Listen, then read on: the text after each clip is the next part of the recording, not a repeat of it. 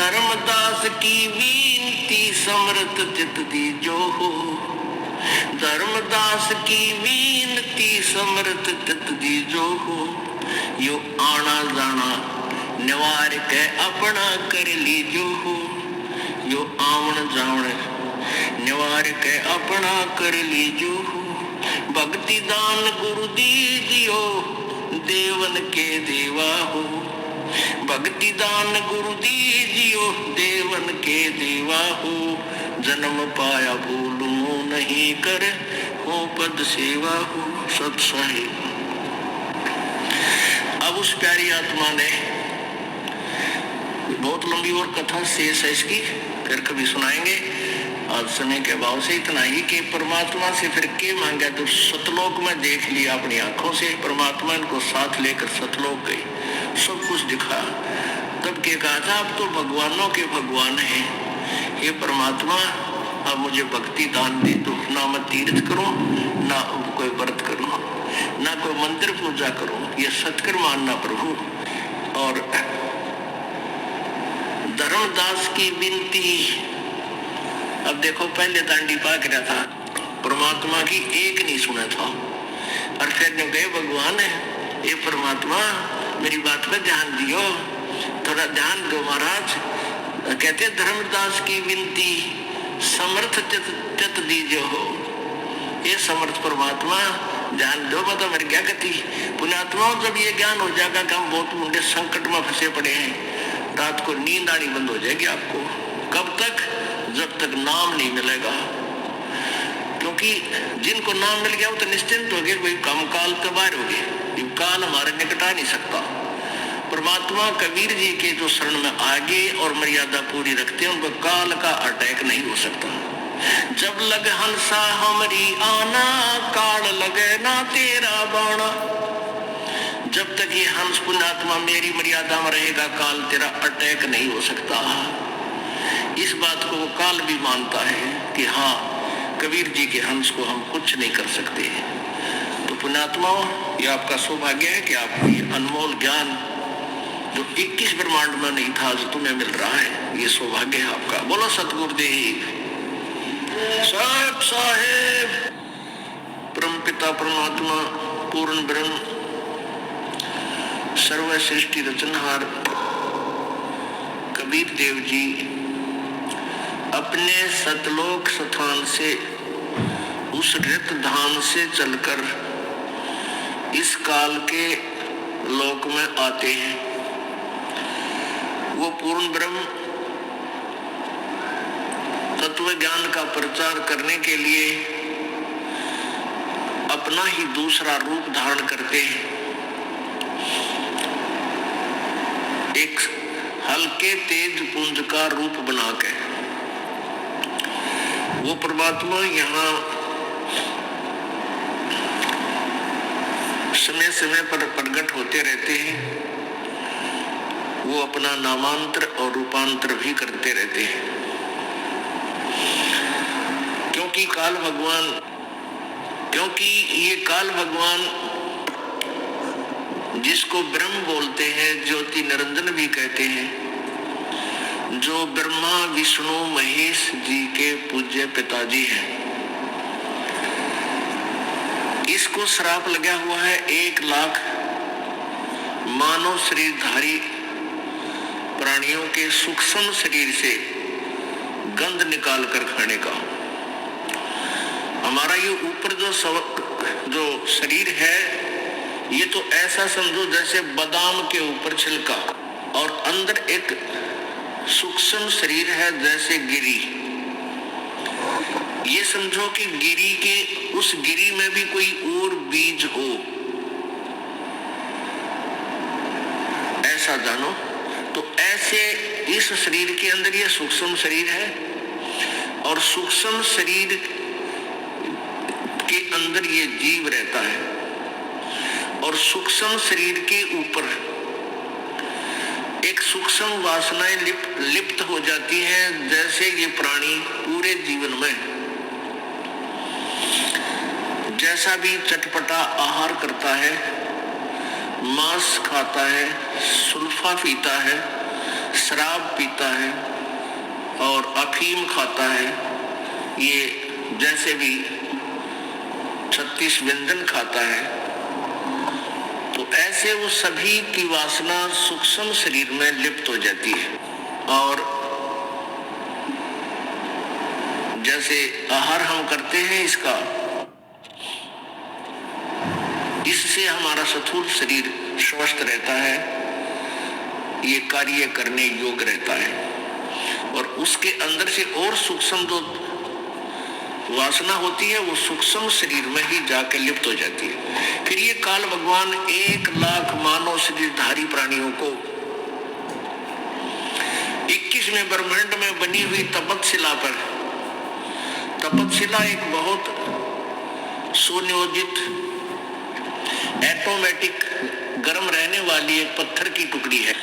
जैसे तई होती है, तवी, एक बड़ी तई होती है, उसको उल्टा रख के और रोटियां बनाते हैं, उसको संदोष उल्टा कर ले। वो बीच से पातर टाइप है, चारों तरफ से ऊपर ने है जैसे कटोरी टाइप। तो उसमें 1 लाख मानव शरीरधारी प्राणियों के सूक्ष्म शरीर, उन प्राणियों को सूक्ष्म शरीर समेत उसमें डाल देता है और वो ऑटोमेटिकली इतने गर्म कर देती है इस प्राणी के सूक्ष्म शरीर से, उस गंध को छुड़वाती है वो तपतशिला, यानी वो आंच, गर्मी, ताप। वहां पर जिस प्राणी ने अधिक व्यसन किए होते हैं, आप देखो इस काल की कितनी जबरदस्त चाल है।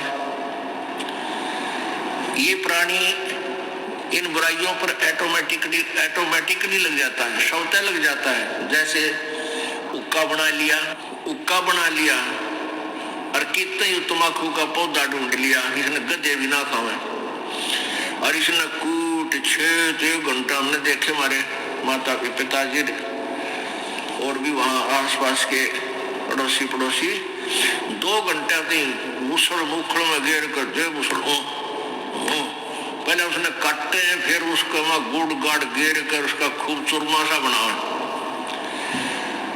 और फिर ओका बनाया, फिर आग बनाओ, एक चलन लाए, उस चलन में 36 और जुगाड़ जोड़े, और फिर उसमें बरका वो अड़ंगा और गुरुड़ ये स्वाद ले, यू मन ले सारे आनंद।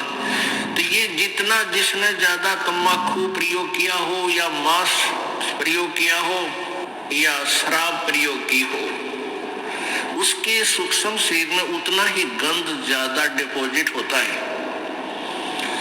और फिर वो तपतशिला पर जब डाला जाता है तो बहुत समय तक उसमें उसको अधिक समय तक तपतशिला पर भूना जाता है, क्योंकि उसमें गंध घना है, माल घना है उस काल का, तो उसको काफी देर तक वहां तड़फाया जाता है, बहुत बुरी तरह उसमें से सारा गंध निकल ले, तब उसको उसने ऐसा सिस्टम बना रखा है कि वो प्राणी उसी समय वहां से छूटेगा तो उसका सारा गंध छूट लेगा। और जिन्होंने वैसे स्वाभाविक कोई व्यसन कम किए हैं, उनका तपतशिला से पीछा जल्दी छूट जाता है, फिर आकर योनि दूसरी धारण करनी ही पड़ती है कर्म अनुसार। तो ऐसे इस काल ने जुगाड़ जोड़ रखे। जो प्राणी परमात्मा कबीर जी की शरण में आ जाते हैं वो फिर तपतशिला पर नहीं जाते, उनका अकाउंट ये धर्मराज, इस काल का जो चीफ जस्टिस है, ये धर्मराय नहीं लेता।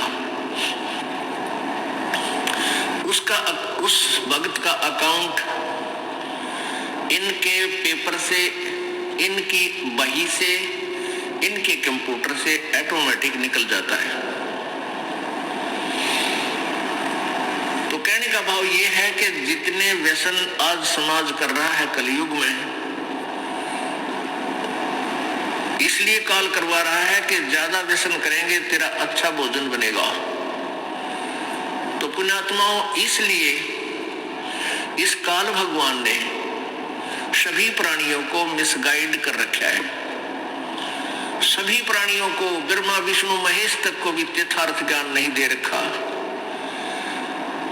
इसको डर लगा हुआ है कि यदि इन सभी प्राणियों को अपने मूल स्थान का पता लग गया, ये सभी भाग जाएंगे, सभी दौड़ जाएंगे, यहाँ कोई नहीं रहेगा। दौड़ जाना वैसे आसान नहीं है, क्योंकि संत आवेंगे, परमात्मा कबीर जी आते हैं, वो फिर अपना यथार्थ ज्ञान देते हैं। तो काल ने ऐसा सिस्टम बना रखा है, हम इतने ज्ञानी बना दिए कि हम अपने परम पिता के साथ ही वाद विवाद करना प्रारंभ कर देते हैं और उस परम पिता की उस यथार्थ कहानी को हम सुनना भी नहीं चाहते और हम काल के जाल में रह जाते। परमेश्वर कबीर जी आते हैं, जैसे तैसे करके वो इस कलयुग के अंदर प्रत्येक प्राणी को, जो मानव शरीरधारी प्राणी होगा, पुण्यकर्मी प्राणी, वैसे तो कलयुग में पुण्यहीन प्राणियों का जन्म होता है, पुण्यहीन प्राणी आते हैं। और वैसे दूसरे दृष्टिकोण से देखेंगे कि वो बहुत ही अच्छे खुशकिस्मत वाले होंगे। अब पुण्यहीन और खुशकिस्मती, ये दोनों का कैसे मेल है? जैसे आप देख रहे हो कि एक प्राणी बहुत बड़ा सेठ है, धनी है, कार है, फैक्ट्री है, या कोई अच्छा अधिकारी है, या कोई मंत्री, मुख्यमंत्री, प्रधानमंत्री बना हुआ है, और एक गरीब आदमी है, रिक्शा चलाता है, मजदूर है, किसान है, दुकानदार, हैंड टू माउथ है, और दोनों का ही जन्म इस कलयुग में है। तो पुण्यहीन तो वो है जो आज जिनके पास खाने का भी आहार समय पर नहीं मिलता, लेकिन वो खुशकिस्मत इसलिए है कि उनका जन्म इस समय है, ये भक्ति युग में है, भक्ति काल में। तो ये कैसे पुण्य है, कैसे शुभ कर्म है, कैसी अच्छी किस्मत है। दो प्रकार के कर्म है, एक तो धार्मिक कर्म यानी पुण्य जिनको कहते हैं, पुण्य यानी धर्म किया हुआ दान, और दूसरा भक्ति कर्म।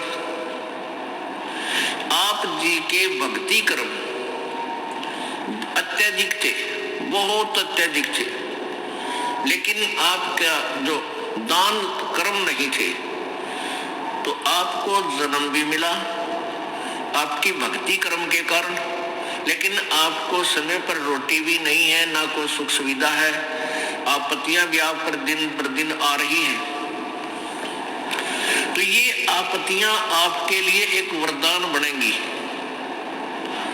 ये लीला मालिक की है, आप नहीं समझ सकते। और दास आपको अगर सीधा सा उदाहरण बताना चाहेगा तो आप ना समझ कर बल्कि दुख मान जाओगे। इसलिए बहुत समय में जाकर के आपको वो सच्चाई से परिचित करा जाएगा, तो आपके ऊपर ये वरदान बनेगा। इसलिए आप पुण्यकर्मी प्राणी भी हैं और पुण्यहीन, आप शुभ अच्छी किस्मत वाले भी हो और पुण्यहीन भी हो। वो पुण्यहीनता के कारण आपके ऊपर आपत्तियां आवेंगी और उन आपत्तियों के निवारण के लिए आप इधर उधर भटकोगे, कोई माता पे, कोई मसाणी में, कोई गुरुद्वारे में, कोई मंदिर, कोई मस्जिद में, लेकिन वहां आपको कोई राहत मिलने वाली नहीं है, मिल ही नहीं सकती। क्योंकि सतयुग त्रेता द्वापर में, सतयुग त्रेता द्वापर में कबीर परमेश्वर जी ने अधिक जीव ना ले जाने का प्रॉमिस इस काल से इसलिए किया था कि ये प्राणी सतयुग त्रेता द्वापर तक इस पर विशेष आपत्तियां नहीं आएंगी, और आपत्तियां आएंगी तो इनके पिछले पुण्य बहुत हैं, उनसे उनका निवारण होगा। और ये भोली आत्मा समझती रहेंगी कि मैं जो वर्तमान में साधना कर रहा हूं, इस साधना से मेरी आपत्ति टल गई। इस कारण से वो कबीर परमेश्वर द्वारा दिए गए यथार्थ ज्ञान को स्वीकार नहीं करते। अपनात्माओं, जैसे एक टटीरी पक्षी का वर्णन आता है महाभारत के अंदर। महाभारत का युद्ध कुरुक्षेत्र के मैदान में होने को तैयार था, सेनाएं आमने सामने आ गई। उधर से एक टटीरी पक्षी ने उस कुरुक्षेत्र के मैदान में अंडे उत्पन्न कर दिए और उसने देखा कि तो चारों तरफ से सेनाएं इकट्ठी होकर आ रही, यहाँ तो बहुत कुछ उपद्रव होने जा रहा है। तब उसने परमपिता परमात्मा से अर्ज लगाई कि हे प्रभु, मेरे बच्चों की रक्षा करना, रोक है, कोई विकल्प नहीं था। तो परमात्मा पूर्ण ब्रह्म ने, सत्य पुरुष ने इंद्र के लोक से इंद्र के हाथी का गले में लटका हुआ, गले में रहता है एक बहुत बड़ा घंटाड़ा, बोला जैसे मंदिर में टाली सी बजाया कर आपने देखा घंटी बजाते हैं, एक बहुत बड़ा घंटा हाथी का बांधा जाता है। उसको बताते वो 88,000 मन का था। 88,000 मन, एक मन 40 किलो का, और वो ऊपर से आकर के उन अंडों के ऊपर परमात्मा ने रख दिया। महाभारत हो गया, अग्नि बाण चले और 18 करोड़ आदमी मारे गए, लेकिन टटीरी के अंडों के आंख नहीं आन दी परमात्मा ने। अब पुण्यात्माओं, उस पक्षी जीवन में वो टटीरी किसी इष्ट की पूजा नहीं करती थी और फिर भी उसकी रक्षा कर दी। तो वो जब मनुष्य शरीर में थी, किसी जन्म में वो कबीर परमेश्वर के चरणों में रही थी वो आत्मा, और उसकी पुण्य चलते चलते मनुष्य जीवन भी एंड हो गया। अब पक्षी जीवन में भी आकर के उसके कुछ ऐसे पुण्य शेष थे जो प्रभु ने उसकी रक्षा कर दी। अब मनुष्य जैसे सतयुग त्रेता द्वापर में या वर्तमान में जिनके पुण्य अभी शेष रहते हैं और वो जैसी भी साधनाएं कर रहे हैं, वो सोचते हैं कि जो आज हमें सुख सुविधा प्राप्त है, जैसे ये दास पहले लोक वेद के आधार से हनुमान जी का पुजारी था, परंपरागत बाबा श्याम जी की पूजा भी थी, वो भी करते थे, और भगवान श्री राम, श्री कृष्ण जी, भगवान विष्णु और शंकर जी के हम घने करड़े उपासक थे। कट्टर यानी विष्णु जी को विशेष महत्व ये दास देता था, गीता जी का नित्य पाठ किया करता था। तो हम हमारे जैसे भी हमें कोई सुविधा हुई, जैसे हम क्लास में पास, स्कूल विद्यालय में पास होते थे, तो हमारा क्रेडिट हमारे भगवान श्री कृष्ण विष्णु जी में, दादा श्याम जी में, हनुमान जी में जाता था। फिर नौकरी प्राप्त हुई तो उसका क्रेडिट भी हमारे इन्हीं इष्ट को जाता था। फिर संतान हुई, पुत्र पुत्रियां हुई, तो हम ये सोच रहे थे कि ये सब सुविधाएं हमारी इन पूजाओं से हैं जो हम वर्तमान में कर रहे हैं, मंगलवार के व्रत पे और गीता जी के पाठ पे, और जन्माष्टमी को व्रत रखा करते थे। तो अब ये पता चला कि ये हमारे पूर्व संस्कारों का प्रतिफल हमें मिल रहा था। वर्तमान की जो साधना थी वो सारी शास्त्र विरुद्ध थी, उनसे कोई भी लाभ हमें होने वाला नहीं था। लेकिन जब तक हमारे पुण्य चलते हैं तब तक हम यही सोच रहे होते हैं कि जो हम क्रिया कर रहे हैं बिल्कुल ओके है, और कोई दूसरा समझाने की चेष्टा करता है उसके कान्ना पे घटाड़ देते हैं कि नहीं नहीं आप गलत कह रहे हो। पुण्यात्माओं, ये दास आपको बहुत बार बताता है कि जो पुण्यकर्मी प्राणी होते हैं उनको भक्ति जिनकी अच्छी होती है, पुण्यकर्मी प्राणी होते हैं, उनको परमात्मा की चाह बनी रहती है। दो प्रकार से मानव शरीर प्राप्त होता है, दो प्रकार से मानव शरीर प्राप्त होता है। एक तो टर्न वाइज, क्योंकि काल भगवान को कबीर परमेश्वर जी ने श्राप दे रखा है कि तो 1 लाख मानव शरीरधारी प्राणियों का आहार करेगा और 1.25 लाख की उत्पत्ति किया करेगा। जिस कारण से ये विवश हो गया हमें मानव शरीर देने के, नहीं तो ये मानव शरीर भी नहीं देता। ये इतना जालिम है, ये इतना धोखेबाज है, ये हमें मनुष्य शरीर देता ही नहीं कि इनको पता ना लग जाए। और परमेश्वर को ये मालूम था कि इनको मानव शरीर मिलेगा तो मैं जा करके किसी न किसी रूप में अपनी प्यारी आत्माओं को अपना रहस्य बता दूंगा।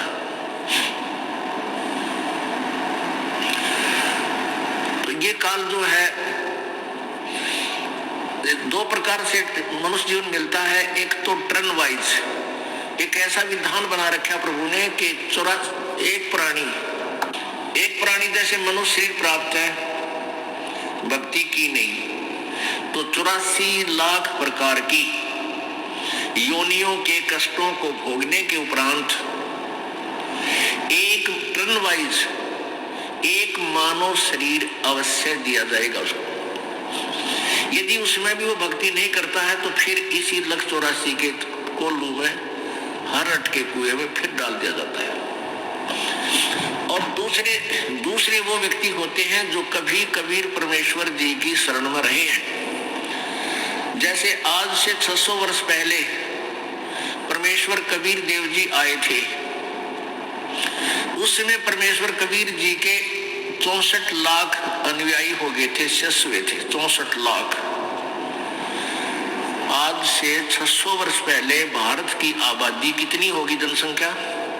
मुश्किल से 4 करोड़, इंक्लूडिंग अफगानिस्तान, पाकिस्तान, बलूचिस्तान, इराक तक और गजनवी तक ये भारत ही था।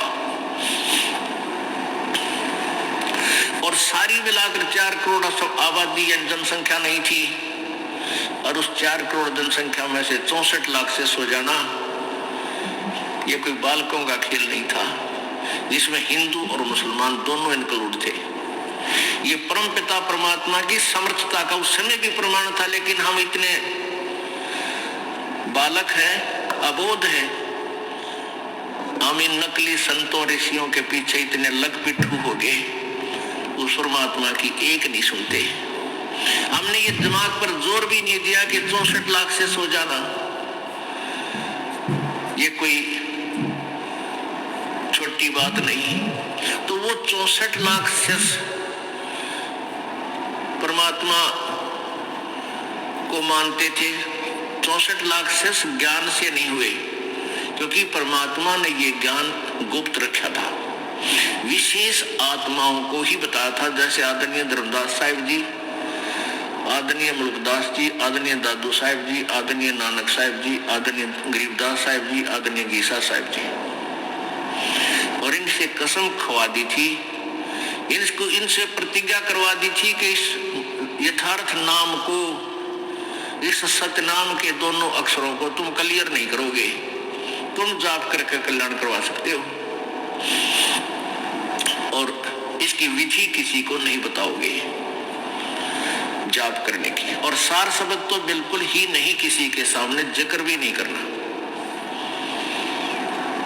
तो इन महापुरुषों को ज्ञान बताया था। अन्य जो 64 लाख अपनी प्यारी आत्मा अपनी शरण में ली थी, उनको भक्ति से चार्ज किया था।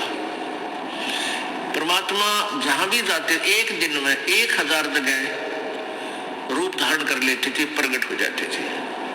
कबीर देव, कबीर परमेश्वर के पास असंख्य सिद्धियां हैं, असंख्य।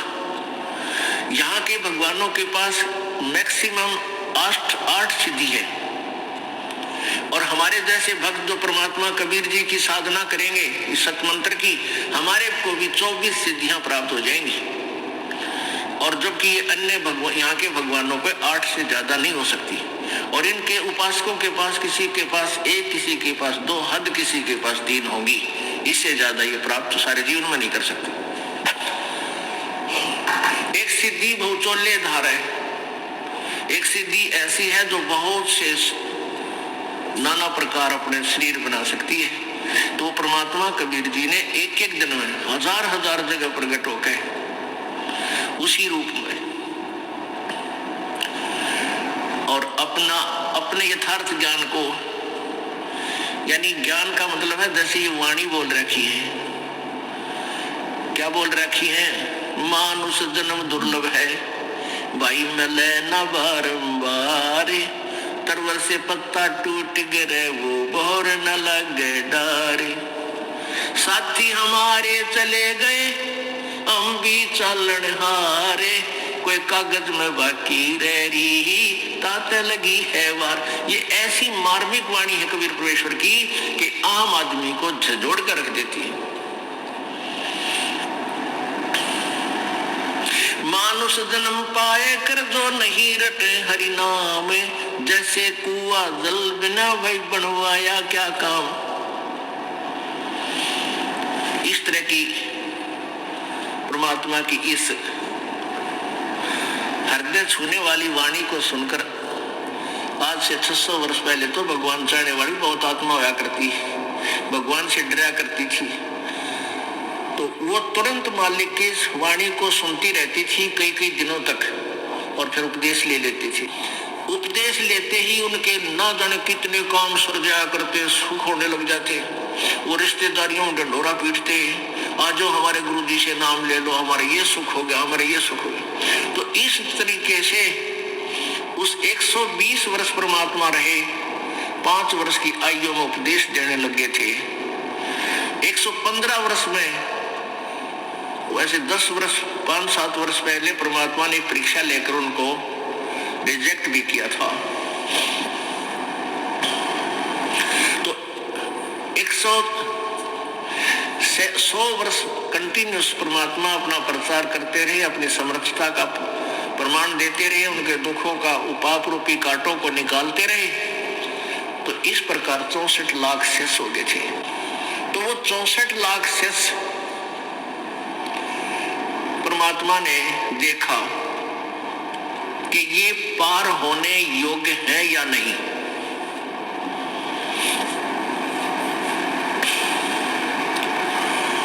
अपने आत्मा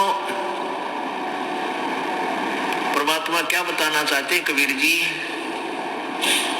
भाई ज्ञान संपूर्ण होया नहीं और हृदय नहीं छदाए, इस देखा देखी भक्ति का यो रंग नहीं ठहरावे। ज्ञान संपूर्ण होया नहीं और दिल में जगह बनी नहीं, हृदय नहीं छदा, यानी हृदय में या कसक नहीं लगी। जैसे कल एक आपने वाणी सुनी थी, लागी का मार्ग और है, लागे चोट कालजा करके। कालजा करके माने कलेजे में कर्क बने, दर्द बने भगवान का, एक एक वाणी अंदर जाके जख्म बनावा आपके, और आपकी इतनी तरफ बने परमात्मा में। कबीर जी कहते हैं, कबीर वैद बुलाइया पकड़ के देखी मां, वैद न वेदन जान ही मेरे कर्क कलेजे मां। यानी जो भक्त होगा उसकी क्या स्थिति बन जाती है, परमात्मा की ये वाणी जो जोड़ कर रख देती है, और दिन रात अपना दैनिक काम करता हुआ भी उन्मुन सा रहता है, जैसे इसका कि मैं खो गया हो ना। कभी